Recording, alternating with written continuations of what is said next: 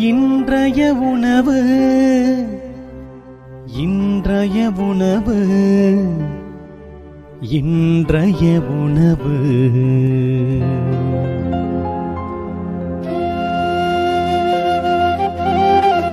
நற்செய்தி வழங்குபவர் தந்தை நிர்மல் ராஜ்.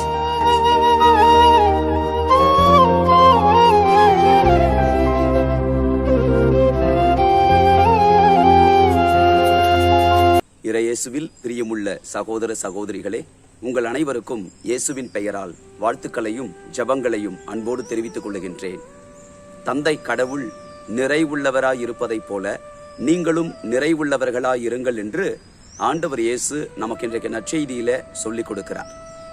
அன்பானவர்களே, உங்கள் பகைவரிடம் வெறுப்பு கொள்வாயாக, உங்களை எதிர்ப்பவர்களை நீங்களும் எதிர்ப்பீர்களாக என்பதைப் போல பகைமைக்கு பகைமை என்கின்ற சட்டத்தை அல்ல, மாறாக அன்பு என்கின்ற கட்டளையை உங்கள் கையில் எடுங்கள் என்று ஆண்டவர் நமக்கு முன்மாதிரி காட்டியிருக்கிறார். காரணம், நாம் அனைவரும் கடவுளிடமிருந்து பிறந்தவர்கள். நமக்கென்று உலகத்திலே ஒரு தாய் உண்டு, தந்தை உண்டு. ஆனால் அல்டிமேட்டாக நாம் ஒவ்வொருவருமே கடவுளால் இந்த உலகத்திலே படைக்கப்பட்டு வாழும்படியாக, அவராலேயே பராமரிக்கப்படும்படியாக நம்முடைய வாழ்வு அமைந்திருக்கிறது. ஆகையினால் நாம் அனைவருமே கடவுளிடமிருந்து வந்தவர்கள். எனவே அவருடைய நிறைவிலே நாம் பங்கேற்க கடமைப்பட்டு இருக்கிறோம். ஆகையினால் இரண்டாம் ஆளாகிய இயேசு நமக்கு சொல்லுகிறார், நீங்கள் தந்தையிடமிருந்து வந்தவர்கள், எனவே அவரை போல நிறைவுள்ளவர்களாக இருங்கள். யோவானுடைய முதல் திருமுகம் 4ஆம் அதிகாரம் 7-8 இறை வார்த்தையில திருத்தூதர் யோவான் சொல்லுகிறார், ஒருவர் மற்றவரிடம் அன்பு செலுத்துவோம், ஏனெனில் அன்பு கடவுளிடமிருந்து வருகிறது. அன்பு செலுத்தும் அனைவரும் கடவுளிடமிருந்து வந்தவர்கள், அன்பில்லாதோர் கடவுளை அறிந்து கொள்வதில்லை. அன்பானவர்களே, தவக்காலத்திலே நாம் இருக்கிறோம். திருச்சிலுவை வழிபாட்டிலே, மற்ற திருவருட்சாதன கொண்டாட்டங்களிலே நிச்சயமாக நம்முடைய பாவங்களுக்காக மன வருத்தப்பட்டு கடவுளிடம் மன்னிப்பு கேட்கக்கூடிய சூழ்நிலைகள் எல்லாம் இந்த நாட்களிலே திருச்சபை நமக்கு கொடுத்து கொண்டிருக்கிறது. நம் பாவங்கள் மன்னிக்கப்பட நாம் நிறைய ஒருத்தல் முயற்சிகளை நாம் எடுக்கின்றோம். அதிலே மிக குறிப்பாக அன்பு செயல்களை நம்முடைய கரங்களிலே நிச்சயமாக எடுக்க வேண்டும்.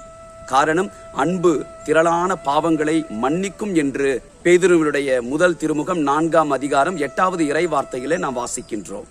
கொரிந்தியருக்கு எழுதப்பட்ட முதல் திருமுகம் 13ஆம் அதிகாரம் 4வது இறை வார்த்தையில், அந்த அதிகாரம் முழுவதுமாகவே குறிப்பாக 4வது இறை வார்த்தையிலும் 7வது இறை வார்த்தையிலும் வாசிக்கிறோம், அன்பு பொறுமையுள்ளது, அன்பு நன்மையை செய்யும், அன்பு பொறாமைப்படாது, அன்பு அனைத்தையும் பொறுத்து கொள்ளும் என்று வாசிக்கிறோம்.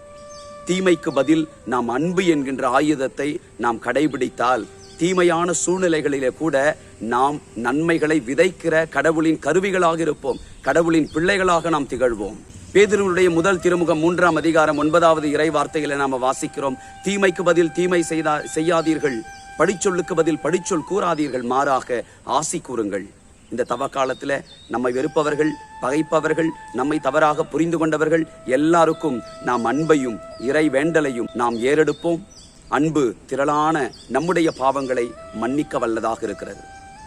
எங்கள் அன்பின் ஆண்டவரே, இந்த தவக்காலத்துல மன்னிப்பையும் அன்பையும் இந்த 2 கருவிகளையும் நாங்கள் பின்பற்ற வாழ்வாக்க முனைந்திடுவோமாக.